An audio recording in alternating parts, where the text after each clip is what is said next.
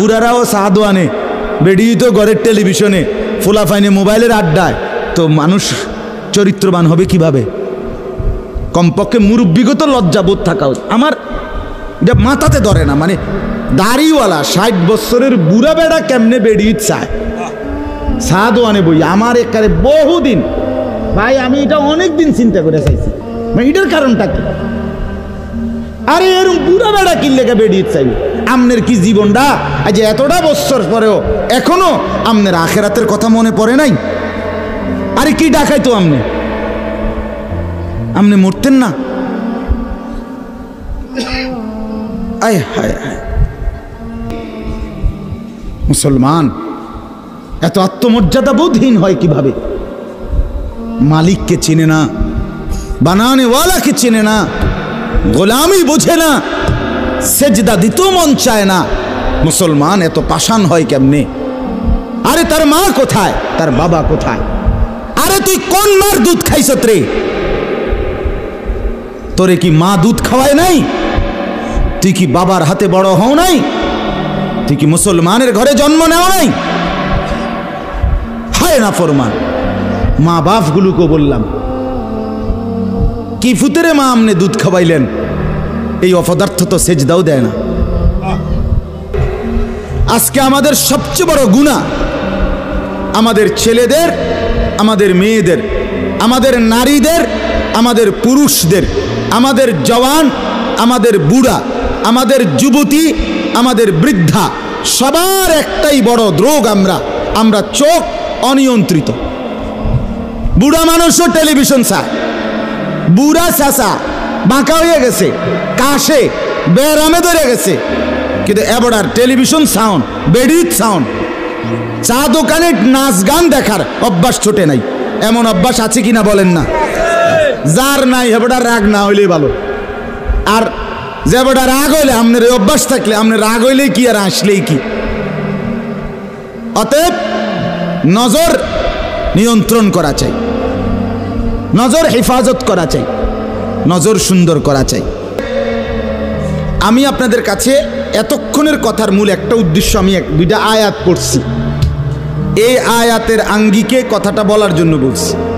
আজকে আমরা গুনার মধ্যে সবচেয়ে বেশি, বহুভাবেই আমাদের মধ্যে গুনাহ আছে, বাকি এই নজরের গুনাহ আমাদের সবচেয়ে বেশি। কিসের গুনাহ বলেন না?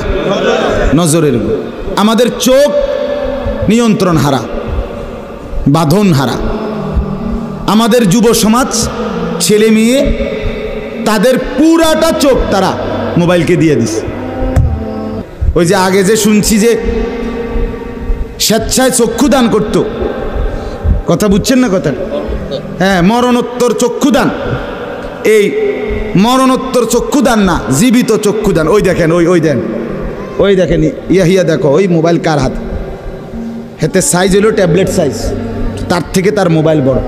যেই অপদার্থ তার হাতেই মোবাইল দিছে, ওই সবচেয়ে বড় অপদার্থ। আজকে মুসলমানের যুবক, তোমাদের ফেরার অপেক্ষা ইসলাম।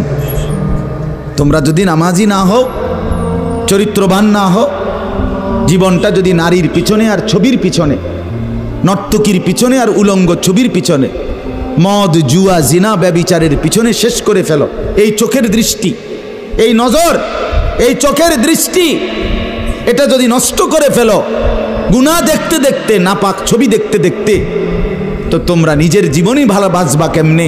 ইসলামের জন্যই লড়বা কেমনে? আর মুসলমানের যুবক যদি হেরে যায়, মুসলমানের যুবক যদি পড়ে যায়, তো দ্বীনের জন্য জানবাজি রাখবে কে? এই বুড়ারা, 60 বছর 70 বছরের বুড়া, এবার আর দৌড়তে পারবো? এবার দোয়া না করবো?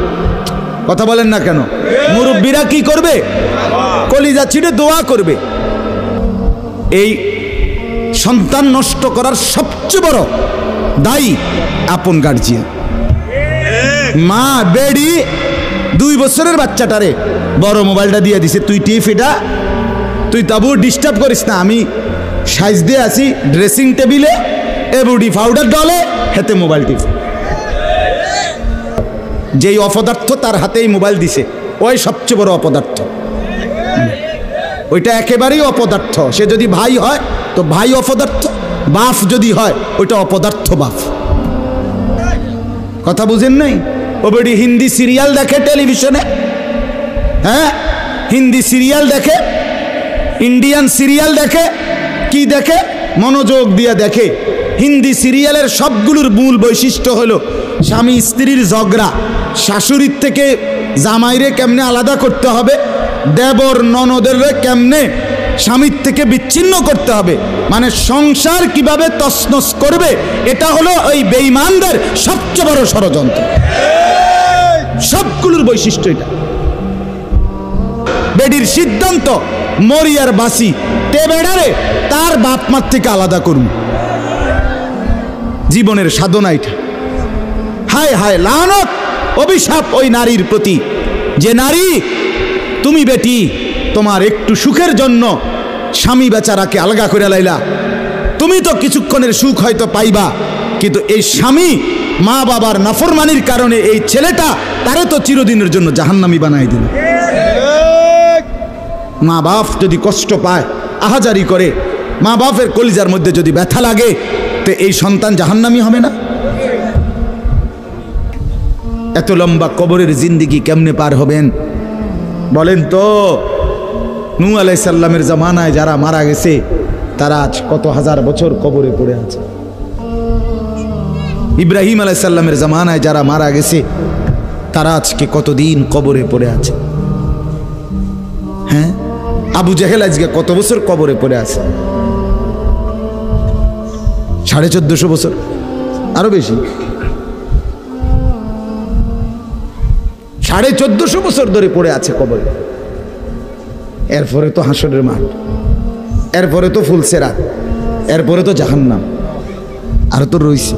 তাহলে দুনিয়ায় থাকলি কতদিন, কবরে পড়ে রইলি কতদিন? আপনি বলেন। আবু জেহেল দুনিয়াতে ছিল 800 বছর, কথা কন না? আবু লাহাব দুনিয়াতে জীবিত ছিল 900 বছর, তো কবরে আছে কত বছর? তো বাঁচছে কয় বছর? নাহলে 60 বছর, নাহলে 70 বছর, ঠিক কিনা বলেন?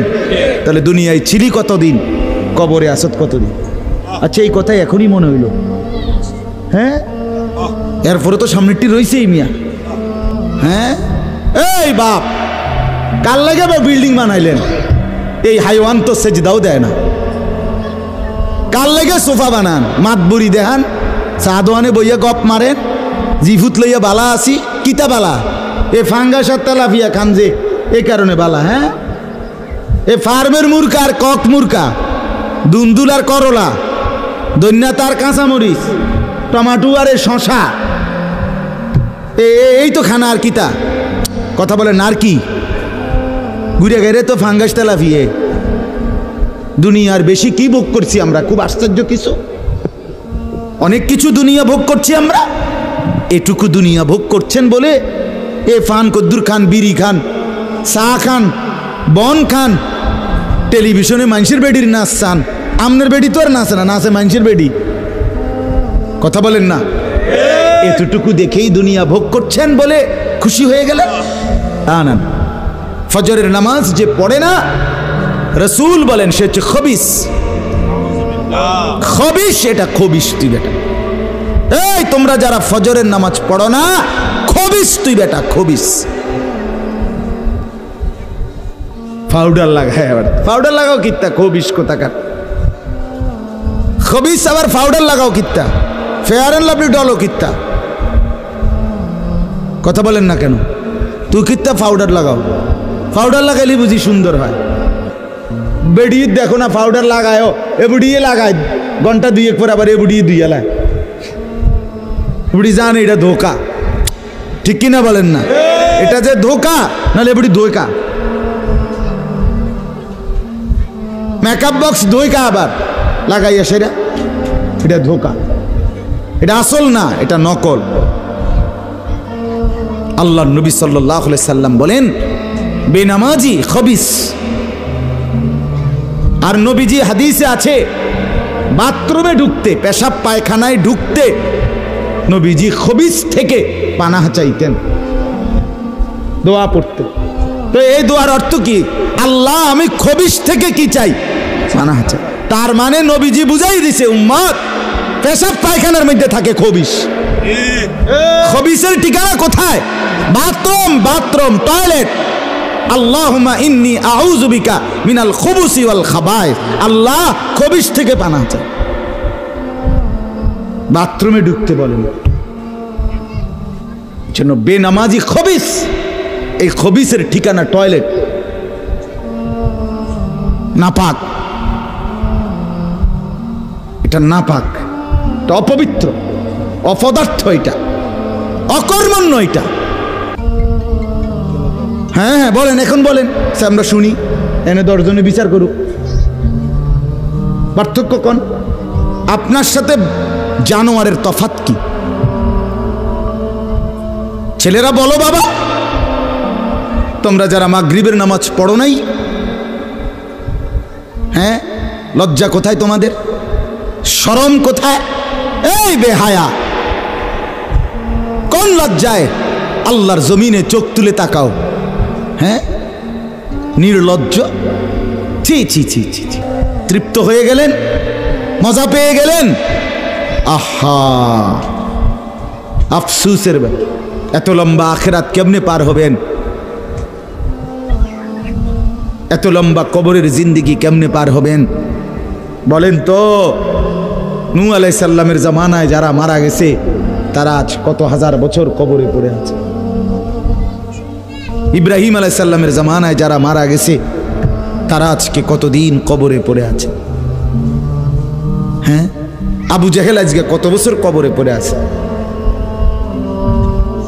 1450 বছর, আরো বেশি।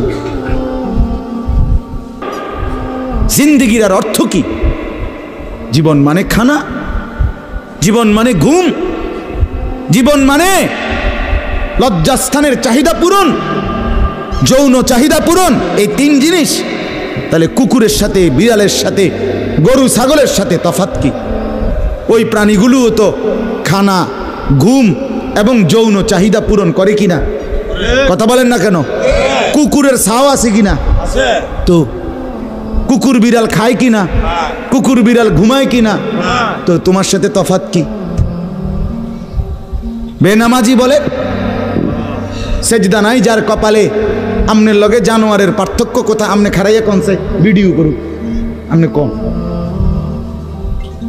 এখনো তো কিয়ামত আসে নাই, এখনো তো ইসরাফিল ফু দেয় নাই।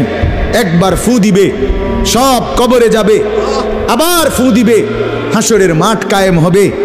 আবার হাসরের মাঠের একদিন, খোদার কসম এই কোরআনে আল্লাহ বলছে হাসরের ময়দানের এখন একদিন, প্রতি একটা দিন কয় ঘন্টা? হাসরের একদিন আল্লাহ বলছে 50,000 বছর, 50,000 সানা, 50,000 বছর। হাসরের ময়দানের পুরা সময় না, একদিন। একদিন পুরা হাসরের মাঠ কতদিন সেটা আল্লাহই জানে। হযরত ইব্রাহিম আলাইহিস সালাম বলছে আ'তাজিলুকুম ওমা তাদউনা মিন দুনিল্লাহ। আব্বা, আমি আমনেরে ছেড়ে দিলাম, আমনে আমার কিতে ছাড়বে? আমনে বাইত জায়গা দিতেন না কিতে? আমি আইলাম না আমনে বাইত। আমার ঈমান দরকার, আমার আখিরাত দরকার। আমি বন দিয়ে কিতে করব? আমি সোফা দিয়ে করবো কি? আমি বিল্ডিং দিয়ে করবো কি?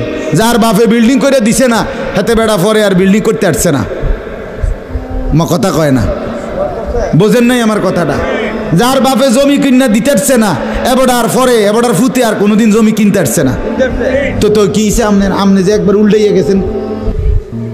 হ্যাঁ, আরে ফুত, আমি যদি কদ্দুর কিছু করে দিয়ে যাইতাম না পারি, আমি মরলে তারা খাইবো কেমনে? না, তারা চিরা খাইবো। আর পরে আমনে 2 বস্তা চিরা কিনে দিয়ে যাই, আমনে মরলে আর কেউ দুনিয়াত কাম করতো না, আমনে একটা কামিলা মূর্তি আছেন, শেষ। এটা ধোকার কথা না, বলেন না কেন?